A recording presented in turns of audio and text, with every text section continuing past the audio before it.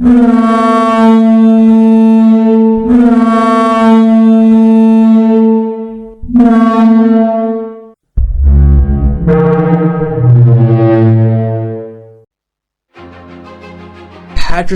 are among some of the most fascinating dinosaurs to have ever roamed the Earth, gradually evolving between the early and late Cretaceous. These creatures are most commonly known for their duck-like bills, leading many to call them the duck-billed dinosaurs. However, one feature that sets them apart and grabs our attention is their crests, which come in a wide variety of different shapes and sizes.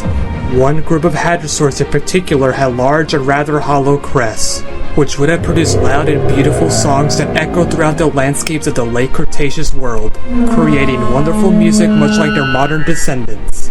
These dinosaurs were the Lambeosaurs, and our current understanding of their orchestra traits is owed to one member in particular, famous for its long tube-like crest, one of the most famous duck-billed dinosaurs of all time, whose songs would echo across their forested home as vast herds roamed about.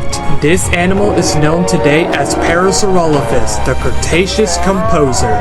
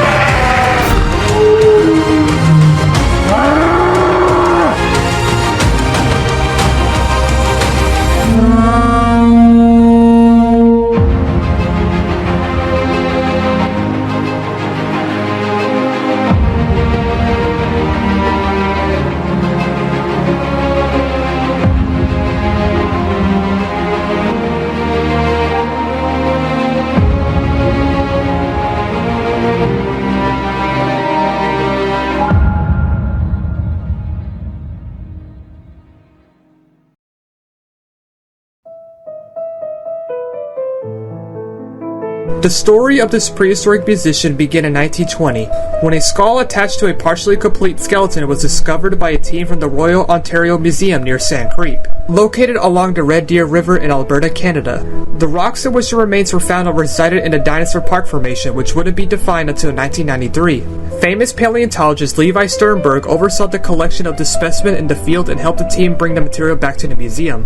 The specimen was later catalogued as ROM768 and was named as a new genus and species of Lambeosaurian hadrosaur by paleontologist William Parks in 1922 as Parasaurolophus walkeri. The generic name is combined by the Greek words para, meaning beside or near, or sauros, meaning lizard or reptile, and lophos, meaning crest. The specific name walkeri is named in honor of Sir Brian Edmond Walker, who was the chairman of the board of trustees of the museum at the time. Therefore, the full scientific name of P. walkeri would be Walker's near-crested lizard or reptile. What makes the holotype significant is the fact that this species is a rare find in the formation, with only 3 to possibly 4 other specimens ever being found, making the relative completeness of this fossil quite impressive. In 2020, the holotype specimen was re-examined, giving us a hypothetical appearance of how all Lambeosaurians looked in life. The most notable thing about this specimen is the presence of pathologies with its thoracic vertebrae and ribs, showing major damage including a V-like shaped crater with the damaged neural spines on its back. This paper suggested that the impact was likely from a tree falling on top of the animal's back during a major storm. However, the bones showed signs of healing, indicating that this individual survived with its overall health being unaffected. For the longest time, Parasaurolophus was usually depicted as being a slim-necked hadrosaur, but now based on the survival of the holotype along with the lack of damage to the rest of the upper thoracic and cervical vertebrae, it suggested that the large gap between the thoracic vertebrae and the head was covered with potential soft tissue, made up of purely tendons, muscle, and skin, creating extremely robust necks. However, the size of this gap is unknown, and a well-preserved specimen belonging to any kind of Lambeosaurian needs to be found to properly conclude this. If this is true, however, this completely debunks past life restorations of the neck and head, especially the typical thin restorations. A year prior to his description, Levi Sternberg's father, Charles H. Sternberg, discovered a partial skull in the slightly younger and newly defined Kirtland Formation, located in the San Juan County of New Mexico. This specimen was taken to Uppsala, Sweden, cataloged as PMU R1250, and was described as the holotype of a new species of Parasaurolophus by Swedish paleontologist Carl Willman in 1931 as P. tubicin, with a specific name meaning trumpeter in Latin. A second specimen, named NMMNHP25100, was discovered in 1995 based on a far more complete skull and wasn't given a proper description until 1999 by paleontologists Robert Sullivan and Thomas Williamson, using computed tomography on the skull to give Parasaurolophus monographic treatment which covered its taxonomy, anatomy, and functions of its crest. However, an independent review by Williamson published a year later concluded that remains disagree with its taxonomic nature. This remarkable find is among one of the rarest discoveries ever made, given that throughout the millions of years of fossilization the skull went through and managed to stay mostly, if not completely, intact. In 1997, the skull was transferred by Williamson to a local hospital where it was put through a CT scanner and was later brought to the Sandia Labs in New Mexico. There, a 3D model of the specimen was created by computer scientist Carl Diegert. The two scientists then simulated air blowing through the crest to, for the first time in over 70 million years, reproduce a sound that was once lost to this world.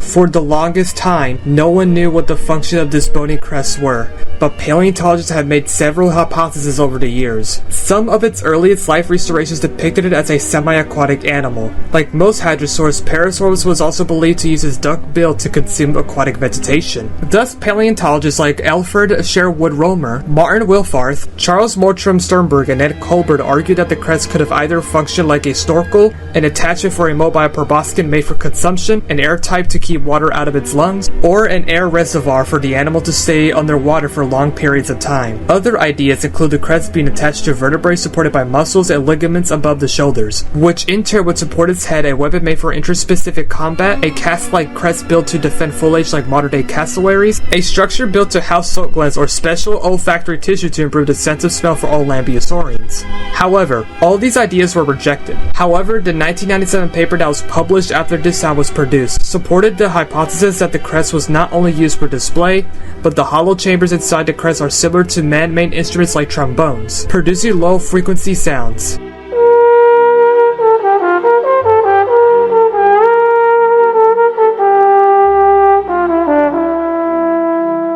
This makes Parasaurolophus the first non-avian dinosaur whose vocalizations were found by paleontologists. Considering that other lambeosaurian hadrosaurs have similar bony crests with hollow chambers, it's not impossible to suggest that they all produce sounds of a similar nature. If it weren't for the discovery of P. tubicin and its specimens, we may never have known how this dinosaur sounded in life.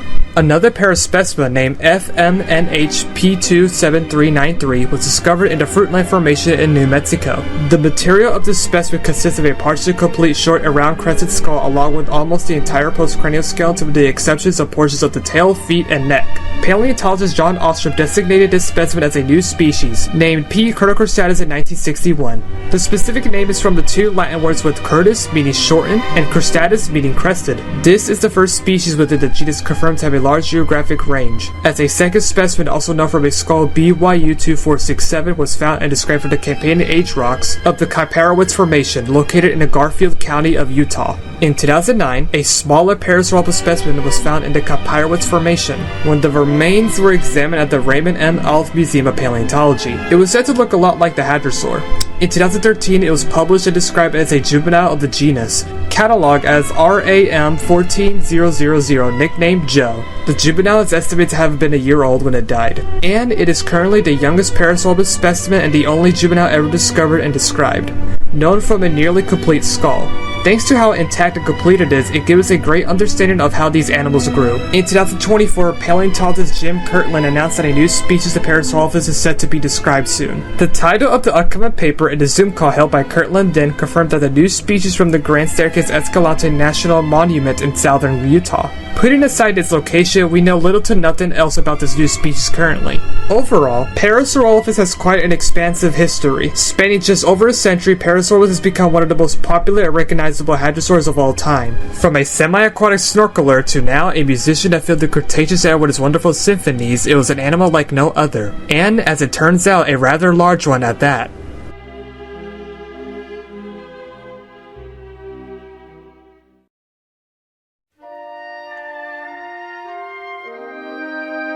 What makes Parasaurolophus so popular compared to its other relatives is likely the shape of its crest. The crest generally consists of a long and hollow tube-like shape that slightly curves downward. This is very unique among hadrosaurs as a whole, as only one other hadrosaur bears a similar trait, that being China's Tyrannosaurus. Though while all three species of Parasaurolophus have this feature, there are indeed noticeable differences amongst each of their crests. For starters, although P. walkeri and P. tubescens crests are highly similar, Walkeri's crest is significantly thinner and slightly longer than that of P. tubescen, which the latter's crest is shorter yet more robust and also laterally taller compared to P. walkeri. While these two species have different crests of their own, Parasaurolophus certicrostatus is almost completely different by comparison, bearing a far shorter crest that curves further down. Size-wise, while Parasaurolophus wasn't as big as some of its other relatives, it's still a very large hadrosaur for its time. The type species, P. walkeri, is estimated to have had a length of 9.45 meters, over 31 feet in length, and a weight of over 5 tons. However, Gregory S. Pohl postulated that an adult Parasaurolophus walkeri would have had a length of 7.5 meters, or 25 feet, and a weight of 2.6 tons based on various measuring techniques.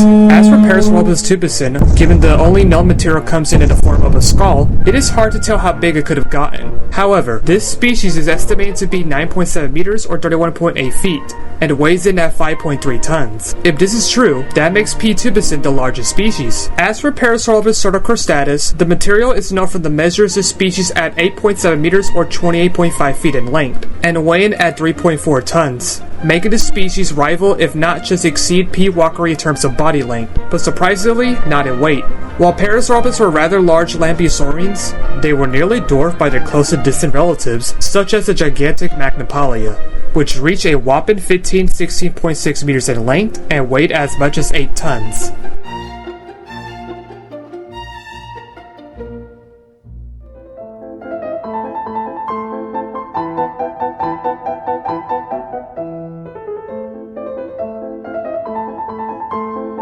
The duck-billed dinosaur family that Parasaurolophus is a member of is scientifically referred to as Hadrosauridae, the main family that resides in the aptly named Hadrosauroidea clade, named after the dinosaur Hadrosaurus. Hadrosauroidea was a widely diverse Ornithischian superfamily that contains many different genera, and species that came in many different shapes and sizes.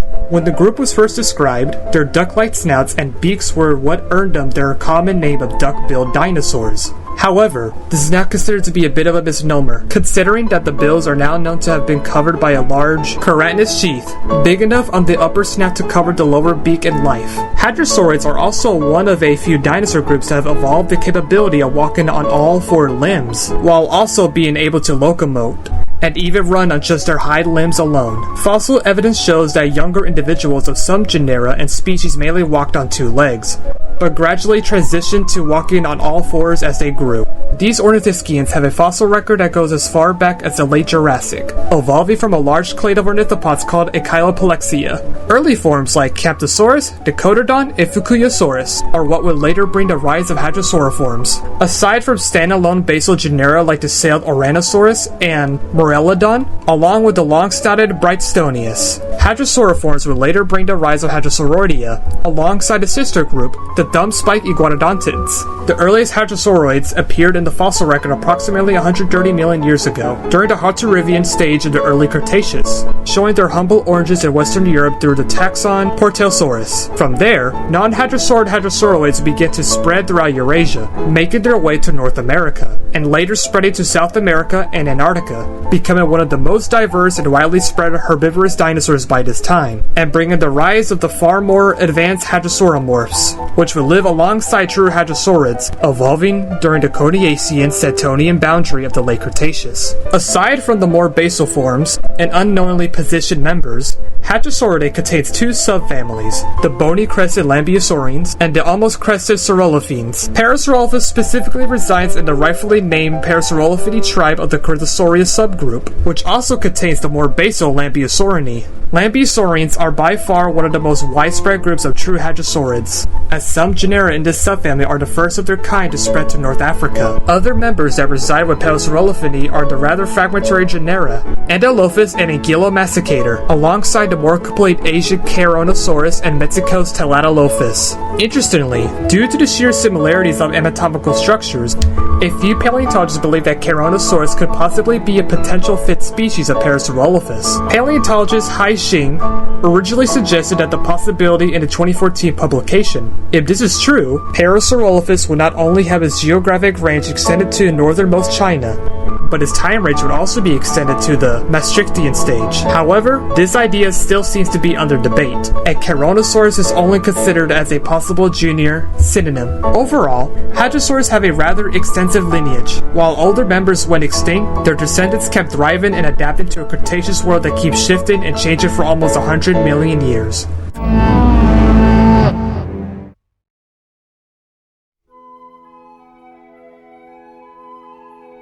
Parasaurolophus lived across the western side of North America, which at the time was known as Laramidia. Laramidia was one of the two continents that made up North America, separated by the vast shallow sea that splits the continent in half, known as the Western Interior Seaway. By this time, the genus itself has been found in a total of 4 different formations, those being the Fruitland, Kaiparowitz, Kirtland, and the Dinosaur Park formations, residing in what is now New Mexico and Utah in the United States, and the Canadian province of Alberta. All these formations that preserve these ancient ecosystems would echo the almost orchestral sound that these magnificent animals produced. The localities of all these species have been found dating to the Campanian stage of the late Cretaceous, estimated that the genus itself lived for only 3 million years or more. Not only was Parasaurolophus cristatus the oldest species to arrive and the first to evolve, but it's also the longest lasting species, living from 76.14 to 75.02 million years ago.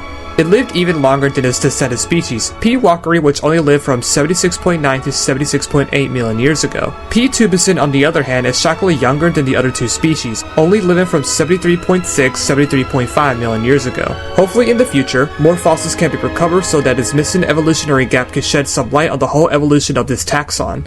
It's not impossible to believe that the new species from the Grand Staircase Escalante National Monument could possibly fill in this gap. P. cristatus is known from the Fruitland and Kaiparowitz formations, which are known to preserve wetland environments as the Fruitland formations deposits marshy deltas and swamps, positioned close to the ancient sea. Kaiparowitz deposit alluvial floodplains, rivers, and peat swamps, all bordered by highland regions. P. walkeri, known from the Dinosaur Park formation, preserves alluvial and coastal plains that are believed to have run southeast and east to the Bear Paw Sea, an ancient sea that was part of the Western Interior Seaway. It was also much warmer than present-day Alberta, with wetter and drier seasons. P. tubusin, known from the Kirtland Formation, deposits a portion of the Western Interior seashore. Considering that the Kirtland Formation overlies the Fruitland Formation, it's not impossible to suggest that P. tubusin lived in a rather similar environment. While P. cristatus and P. tubusin lived in southern humid climates, it's not impossible to suggest that the climate of Dinosaur Park was slightly cooler considering the higher latitude. The presence of Parasaurolophus and its distant relative Cretaceous in higher latitudes suggested the possibility of a faunal extinction that occurred during the Middle Campanian, making this species a rare sight. Many other herbivorous dinosaurs like Parasaurolophus call these regions home due to the vast variety of plant life. Parasaurolophus cristatus would have been surrounded by many different plants such as ferns, conifers, flower plants, and palms. P. walkeri, one of the rarest species from the Dinosaur Park formation, is known to have lived around a wide range of plant life thanks to the preservation of pollen and spores. With their presence, P. walkeri would have been surrounded by various ferns, lycopods, flowers, gennaris, and various trees that, for the most part, surprisingly still exist today, such as pines, willows, quacking aspen,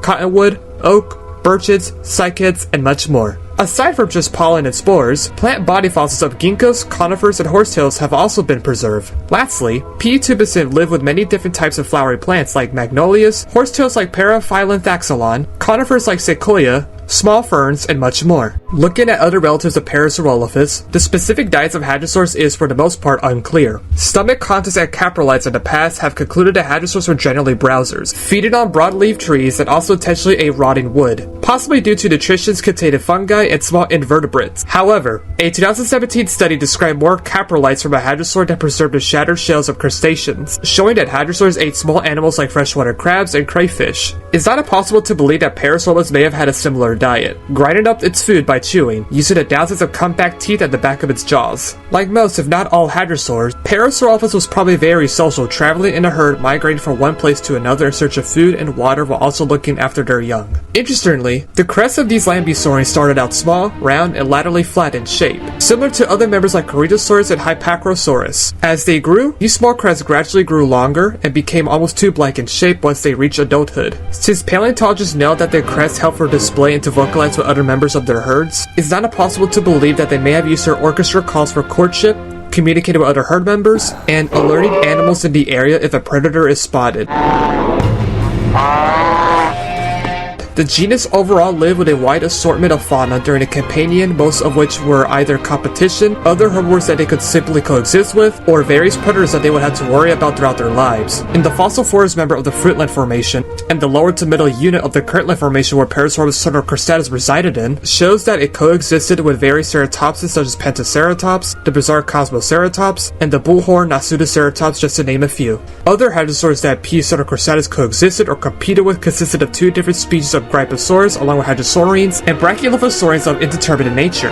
They also coexisted with ankylosaurs such as Echinocephalus and an unnamed species of Anodontosaurus, and indeterminate orictomimids and seed-ignated theropods like Hagriphus. Under their shadows, the Pachycephalosaur Stegosaurus also thrived in this region. As for predators, young individuals had to worry about several dromaeosaurs of indeterminate nature, possibly troodontids like Talos and Neosuchians like Lydiosuchus. Adults were preyed upon by tyrannosauroids such as Bestiversor and Teratophonius, along with two species of the giant alligatoroid Deinosuchus, a crocodile big enough to eat dinosaurs. Fossil evidence even supports that these giants preyed on hadrosaurs as well. Parasaurolophus walkeri, the rarest and shortest living species, lived with many different species of mammals which consisted of the genus Cimolodon and Misodoma. The marsupial-like mammals Alphodon and Turkey-Dodon and the placental Cimolesti and Paranectoides, just to name a few. When it comes to reptiles, many different types of lizards are scattered around the Dinosaur Park Formation, such as Labyrinthioctes, the whiptail-like lizards Glyptogenes and Socognathus, and varanids like Paleosanoa. Many of the larger lizards may have considered the eggs of Parasaurolophus as a good food source. This species may have crossed paths with a rare freshwater plesiosaur known as Fluvionectes.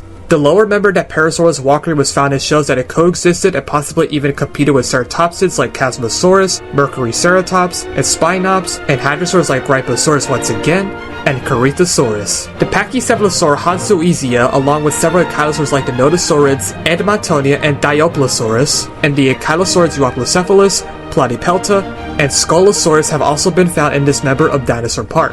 Theropods that they coexisted with consisted of the Orithomimids rativites, Orithomimids itself, and Cupulon, and Caenorhynchus like Caenorhynchus itself, Cytipes, and Chirocinodes. Similar to P. cristatus, P. walkeri also had several predators. Young had to worry about the giant-ass darkened pterosaur, CryoDragon, and the alligatoroids Albertochamsa, and once again Lydiosuchus. Adults were hunted by the Tyrannosaurus Gorgosaurus, and possibly the newly named and enigmatic Daspletosaurus wilsoni.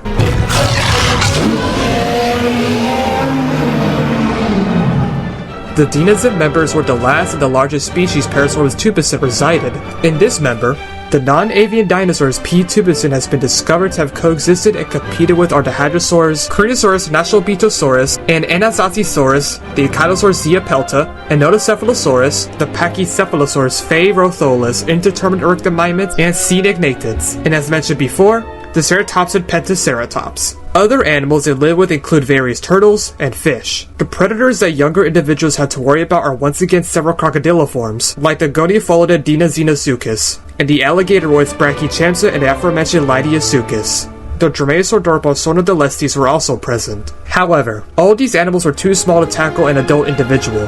While there are no tyrannosaurs found in this member, there is indeterminate tyrannosaurid material from the formation itself, showing that this species, just like the others, was also prey to these tyrant reptiles.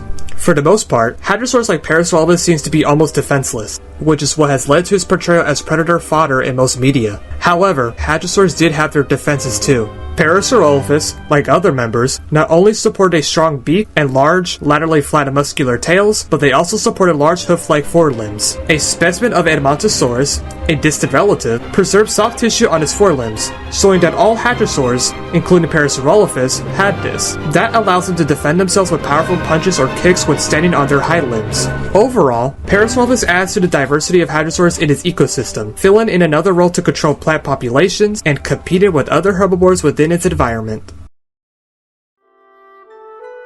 Parasaurolophus is likely the most well-known duck-billed dinosaur of all time, making numerous appearances in pop culture, with some appearances as big as full documentaries while others are mere background cameos.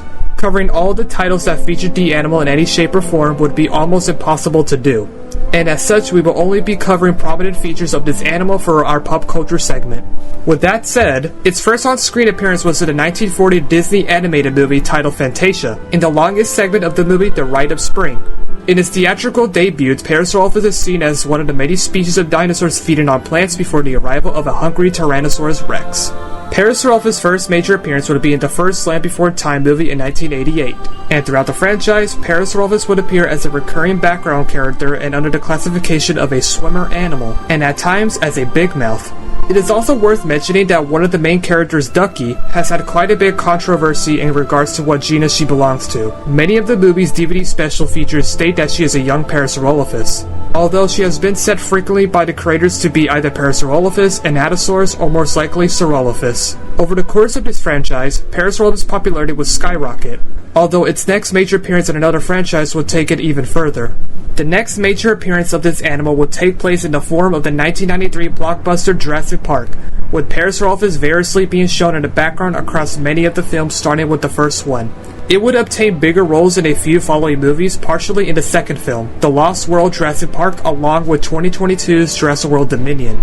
However, Jurassic World Camp Cretaceous also showcased a bioluminescence variant created in secret by Dr. Henry Wu. Alongside the movies, Parasaurolophus also stars in its numerous games including Jurassic Park Operation Genesis, Jurassic Park the Game, Jurassic Park Builder, the 2 Jurassic World Evolution games, and many more. As the Jurassic franchise continues, so does the popularity of all the dinosaurs that star in the films. Dinosaurs including Parasaurolophus, to whom is now more easily recognized for their long and curved crests on the top of their heads. 5 months after the first Jurassic Park film was released, its producing and distributing companies Amblin and Universal would once again feature Parasaurolophus in the family adventure film We're Back, A Dinosaur Story, based off the 1987 children's novel with the same name. The film's Parasaurolophus named Dweeb is a character whose personality is highly based upon his name, although surprisingly in the original book, Dweeb the Parasaurolophus was instead a character named Bigon the Apatosaurus. Moving out of 1993 and into 1995, Parasaurolophus makes an appearance in the educational children's show The Magic School Bus, in the episode titled The Busasaurus.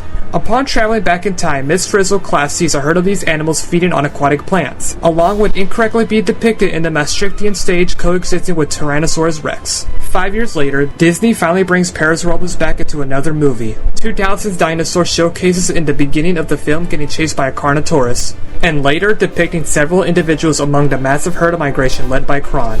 8 years later, Parasaurolophus would star in the anime series Dinosaur King as the tertiary protagonist Paris, who was a partner of Zoe Drake. In the following year, Parasaurolophus debuted in the popular 2009 TV show Dinosaur Train, the episode hooting Hadrosaurs as the character Perry. After a decade has passed, it would debut in the children's show Gigantosaurus, as one of the main characters named Rocky. Currently, Parasaurolophus' latest TV show or movie appearance was in the 2024 show Ark the Animated Series, as Helena's second tamed animal named Scary. Scary would make many prominent appearances throughout the show and will continue to be featured throughout the series.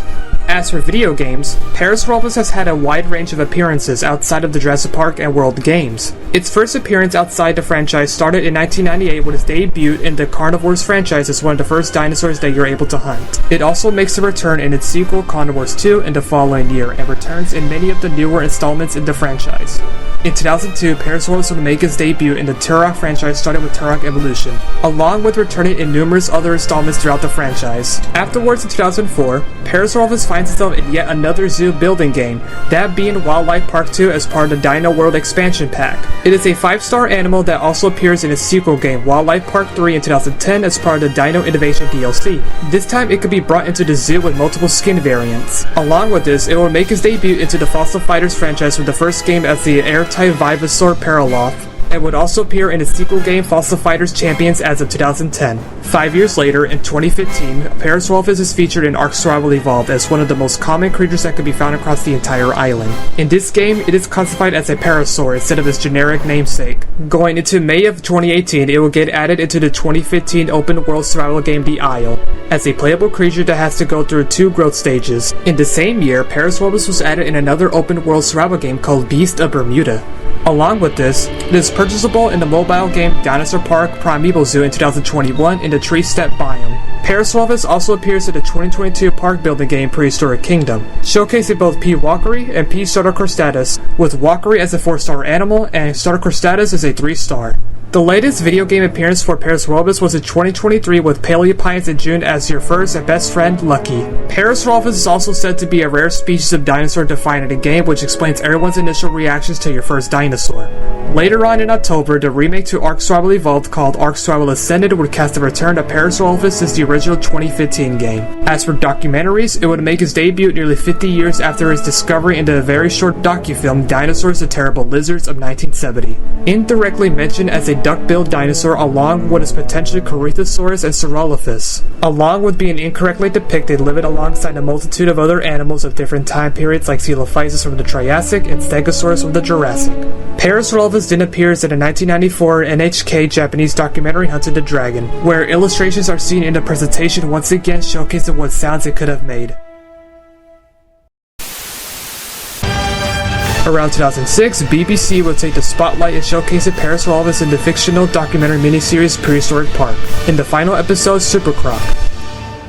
During zoologist and adventurer Nigel Marvin's expedition to rescue Deinosuchus from extinction, he crossed paths with herds of Parasaurolophus multiple times throughout the episode, from rummaging in his jeep and fleeing from a pair of Albertosaurus,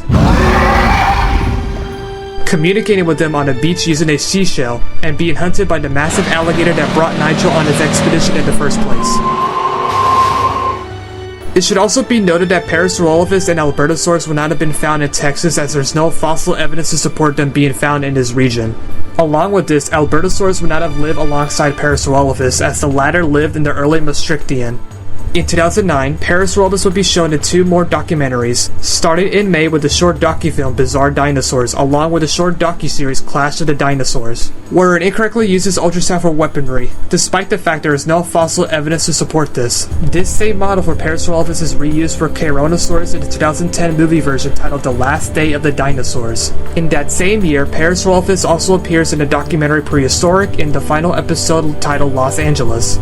In this episode, a herd of indirectly mentioned Parasaurolophus are on the beach and once again incorrectly depicted being hunted by Albertosaurus. Its latest documentary appearance is in the 2022 web series Dinosauria, in episode 3 titled A More Ancient Spring. The episode peacefully depicts Parasaurolophus coexisting with many other dinosaurs including Lambeosaurus, Chasmosaurus, and Gorgosaurus. Aside from movies, television shows, video games, and documentaries, Parasaurolophus also appears in the original The Lost World novel by Michael Crichton, being depicted living alongside an Apatosaurus herd with one of its own. Given that Parasaurolophus has made an abundance of appearances since discovery, as stated earlier, it would be unfeasible to list off each and every single appearance it was in for this pop culture segment of Epoch Now. But although it has been featured in a massive amount of media already, it is with no doubt that it will continue to be featured in more paleo media as time goes on.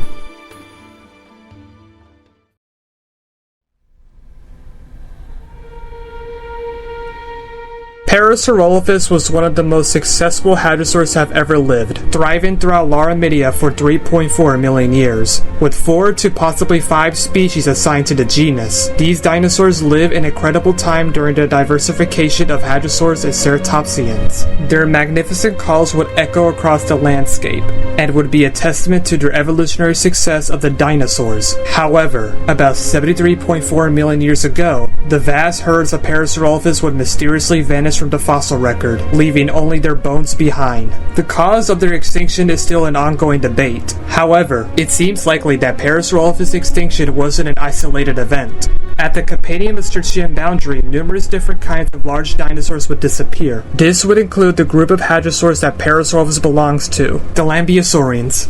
Afterwards, only a few large dinosaurs would make it through this boundary like Triceratops, Tyrannosaurus, and its very distant relative, the large Hadrosaur Edmontosaurus. This radical decline in large dinosaurs of Laramidia was likely the result of climate change, as Parasaurolophus interestingly disappeared around the same time the western interior seaway began to recede, possibly affecting the lowland environments these hadrosaurs inhabited.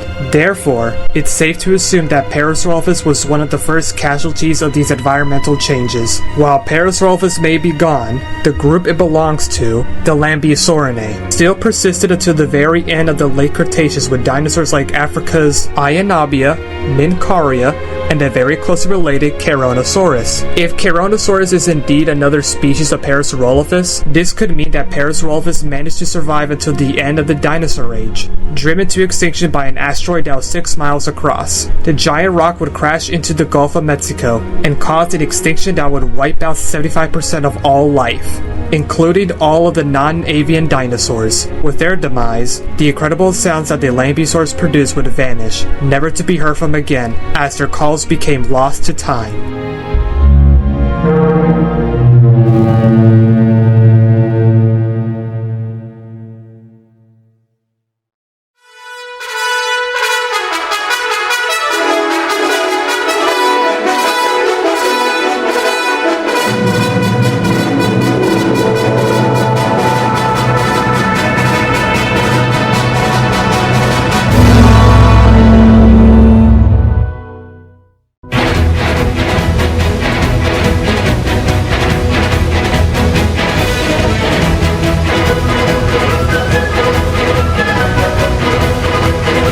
While we may never know the true sounds of many non-avian dinosaurs of the past, it's thanks to the technological advancement of science and well-preserved or intact dinosaur fossils that we were able to piece together what at least some of these incredible animals sounded like when they were alive. Although, it's not just our technology that aids us in this feat, as we still have a few dinosaurs that coexist with us today, those of course being the birds. And while today's dinosaurs may not be as massive as their ancient ancestors, the songs that they produce never fail to fascinate us as their chorus echoes the magnificent songs produced by their far more famous ancient ancestors, especially songs as spectacular as those of Parasaurolophus, the Cretaceous composer.